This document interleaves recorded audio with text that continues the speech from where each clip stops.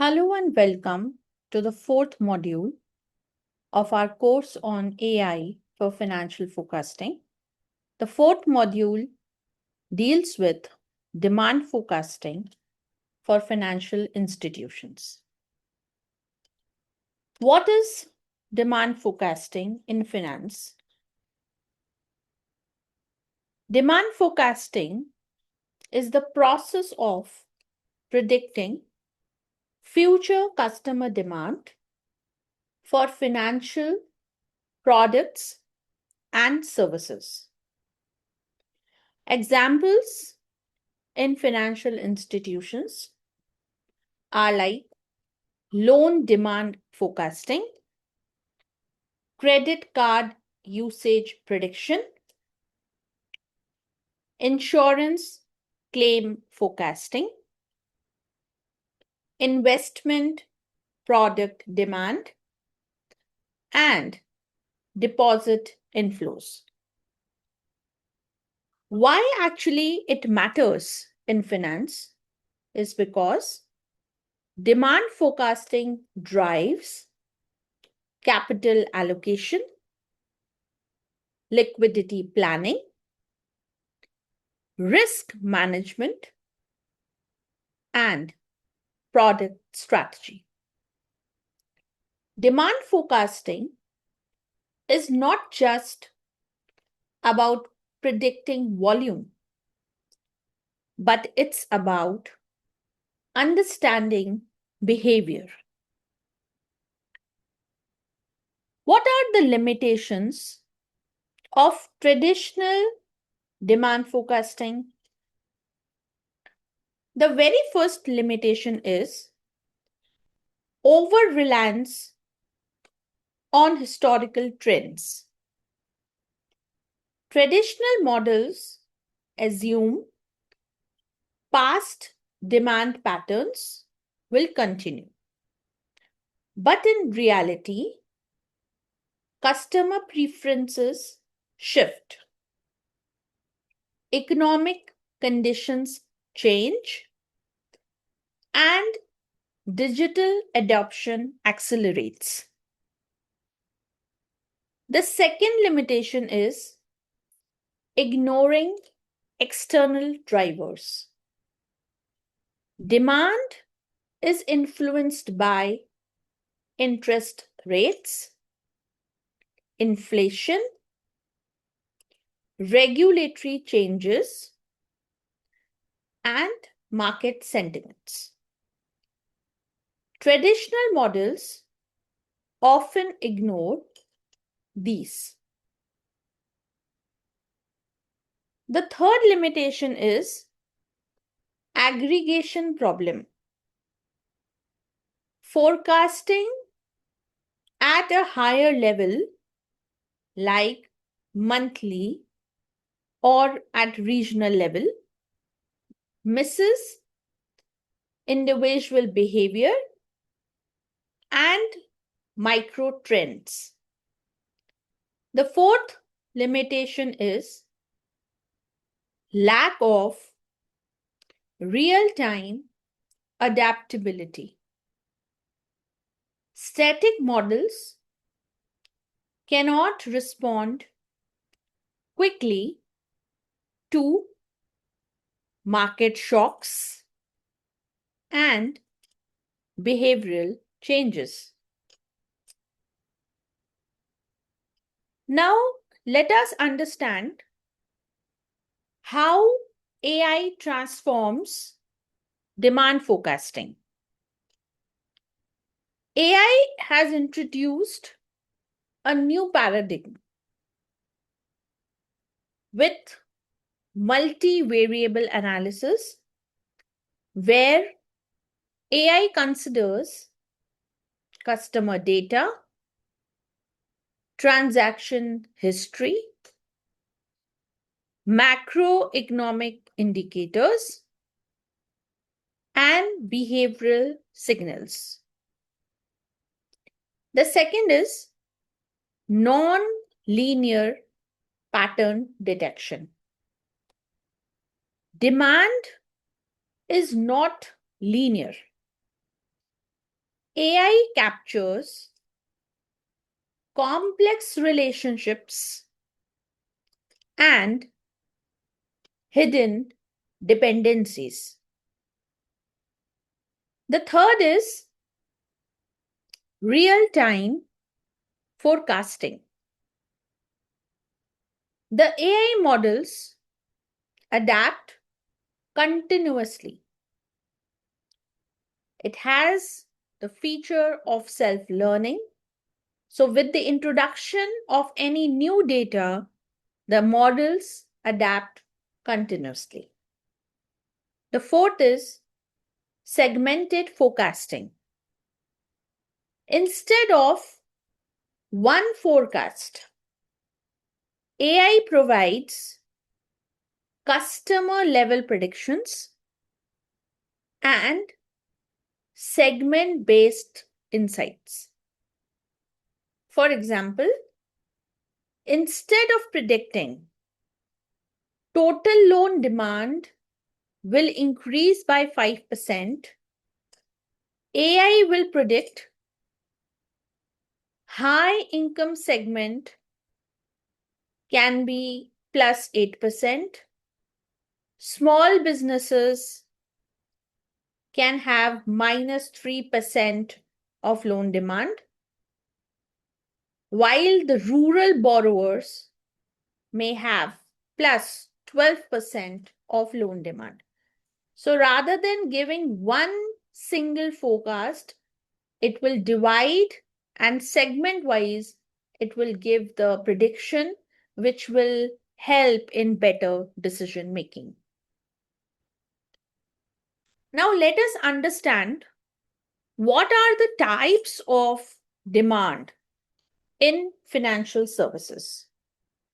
So the very first type of demand is loan demand, which is driven by interest rates, economic confidence, and business cycles. The second demand is credit card usage, which is influenced by consumer spending behavior, seasonal trends, and promotions. The third is insurance claims, which are affected by events which can be natural disasters or even health trends and demographics. The fourth is deposit behavior, which is driven by interest rates, economic uncertainty, and customer trust. Hence, the demand type each demand type has a different driver, different patterns, and different forecasting challenges. What are the key input features for AI demand models? The key input features, the first one is customer level data, which depends upon the demographics, the income levels, the credit history, and the transaction behavior. The second type or key input is product level data, which is based on interest rates, the fees, and the features. The third is the temporal data, which deals with the time of year, the economic cycles, and the seasonal effects. Another type of feature is external data that may include the GDP growth, the inflation, and even the market trends. And the fifth one is the behavioral signals that can be a result of digital activity, spending patterns, and even engagement levels. Demand is a combination of economics, behavior, and context. Now let us understand few practical use cases of loan demand forecasting. So let us take a scenario in which a bank wants to forecast a loan demand. In the traditional approach will be based on historical averages and limited segmentation. Whereas the AI approach will deal with and will consider segment customers, analyze behavior, and incorporate macroeconomic data that will give an outcome which will be more accurate demand predictions. Better capital allocation will be ensured, and improved risk management will be there. In the scenario-based demand forecasting, AI enables scenario planning. So, for example, if the interest rate increase, the loan demand may decrease, or the deposit inflows may increase. The AI advantage is that it stimulates multiple scenarios and probability-based outcomes. But there are challenges in demand forecasting as well. The very first challenge is data limitations. So, incomplete or biased data is a big challenge for demand forecasting. The second is behavioral uncertainty. So, any type of human behavior is unpredictable. So, that is a big challenge in demand forecasting.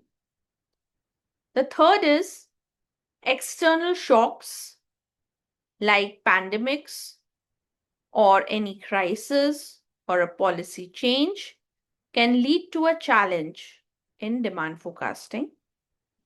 And the fourth is model complexity, which deals with balancing accuracy and interpretability. Few takeaways from this module are that demand forecasting is critical for financial planning. Traditional methods are limited in dynamic environments. AI enables granular, real-time, and behavioral forecasting. External and internal data both matters, and better forecasts can lead to better strategic decisions. This illustrates that demand spikes beyond expectations and the organization needs to be prepared for it. There are risks that are associated with it.